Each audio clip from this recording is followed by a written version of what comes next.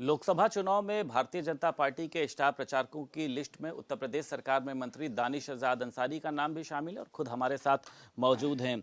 ये बताइए, ये भारतीय जनता पार्टी की लहर कैसी चल रही है? समाजवादी पार्टी इतना कंफ्यूज क्यों हो गई है? क्या हो गया ऐसा? देखिए, भारतीय जनता पार्टी की लहर ये जनता के विश्वास के बल पे चल रही है। जिस तरीके से बीते 10 सालों में प्रधानमंत्री मोदी जी ने ईमानदारी से समाज की सेवा के लिए काम किया, इससे एक विश्वास आज समाज के दिल में मोदी सरकार के प्रति है। मोदी गारंटी के प्रति लोगों के अंदर विश्वास है और इसी विश्वास के बल पे हम 400 पार के आंकड़े के जो हम बात कर रहे हैं, वो नारा हम 400 पार का आंकड़ा इसी विश्वास के बल पे दे रहे हैं। अतुल प्रधान का नाम भी मंत्री जी आज चर्चा में आया। पहले उन्होंने कहा कि अगर मुझे टिकट वापस ले लिया गया तो मैं विधानसभा से इस्तीफा दे दूंगा। हालांकि बाद में वो मुकर गए कि मैं अखिलेश यादव के निर्देश पर काम करूंगा। इसको आप किस तरीके से देखते हैं? क्या प्रत्याशी जो है उनका अखिलेश यादव से तालमेल ठीक नहीं है या फिर किसी दबाव के चलते ऐसा क्यों हो रहा है? देखिए, समाजवादी पार्टी का जनता के साथ तो तालमेल पहले ही बिगड़ गया और अब इस चुनाव के घालमेल में समाजवादी पार्टी ने अपने ही कार्यकर्ताओं के ऊपर से अपना विश्वास भी गवा बैठी है। जिस तरीके से लगातार टिकट देना, फिर उस टिकट को बदलना, फिर उस बदले हुए टिकट को फिर से बदलना, ये लगातार ये जो बदलने का दौर चल रहा है, जिस तरीके से जनता ने समाजवादी पार्टी को सत्ता से बदल के सत्ता से बाहर का रास्ता दिखाया, उसी तरीके से आज समाजवादी पार्टी पूरी तरीके से कन्फ्यूज है। और वो कन्फ्यूजन क्यों है? वो कन्फ्यूजन इसलिए है कि जब समाजवादी पार्टी किसी भी प्रत्याशी को टिकट दे रही है और वो प्रत्याशी ग्राउंड लेवल पर जाके जब अपना प्रचार प्रसार शुरू कर रहा है, तो वो देख रहा है कि गांव में, गलियों में, कस्बों में, मोहल्लों में केवल और केवल प्रधानमंत्री मोदी जी की गारंटी के प्रति लोगों के अंदर विश्वास है।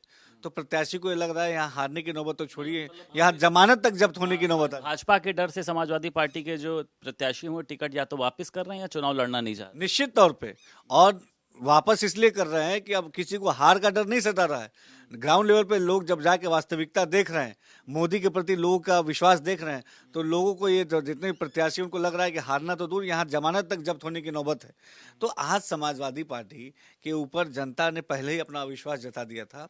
अब उन्हीं के नेता उनके ऊपर अविश्वास जता रहे हैं लगातार, चाहे रामपुर हो, चाहे मुरादाबाद हो, चाहे मेरठ हो, चाहे कोई भी जगह हो।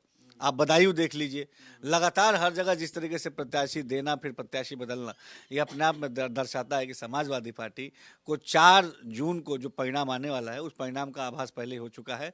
400 पार के आंकड़े के साथ तीसरी बार फिर से मोदी सरकार बनने जा रही है। समाजवादी पार्टी पीडीए को लेकर लगातार आगे चल रही है और अब 2 करोड़ परिवारों से वो संपर्क करेगी, सामाजिक न्याय की बात करेगी, आप लोगों के खिलाफ माहौल बनाने का काम करेगी।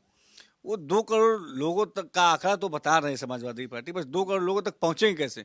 उनके पास क्या ऐसा कोई स्ट्रक्चर है? उनके पास क्या कोई ऐसा एजेंडा है? उनके लिए कोई उन्होंने बैठक की? उनके लिए कोई कोई योजना बनाई?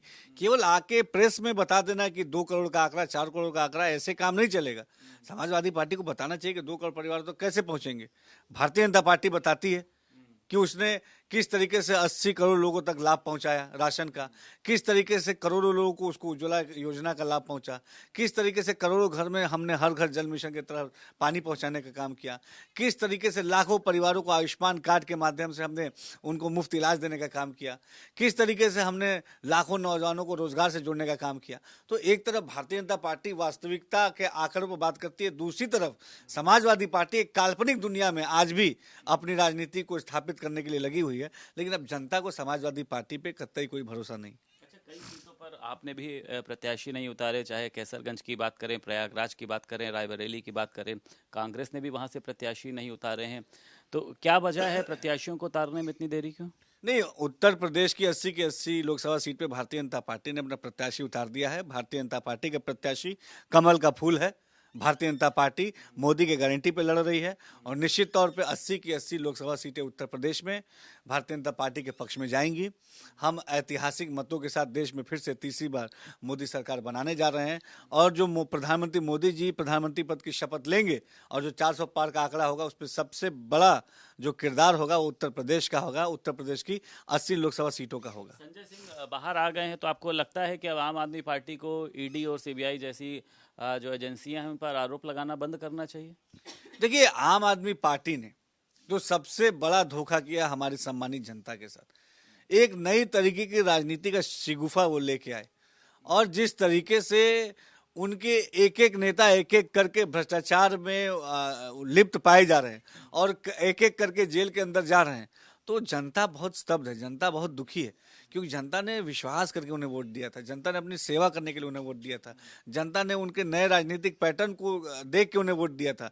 लेकिन सबसे ज्यादा धोखा अगर किसी ने समाज के साथ किया तो आम आदमी पार्टी ने किया। कांग्रेस पार्टी के गौरव वल्लभ हैं, बड़े प्रवक्ता रहे हैं, कई बार आप लोगों को घेरा भी है। उन्होंने भी कहा कि पार्टी की नीतियां नहीं ठीक हैं, उन्होंने भी इस्तीफा दे दिया है। सपा भी लोग छोड़ रहे हैं, कांग्रेस भी लोग छोड़ रहे हैं।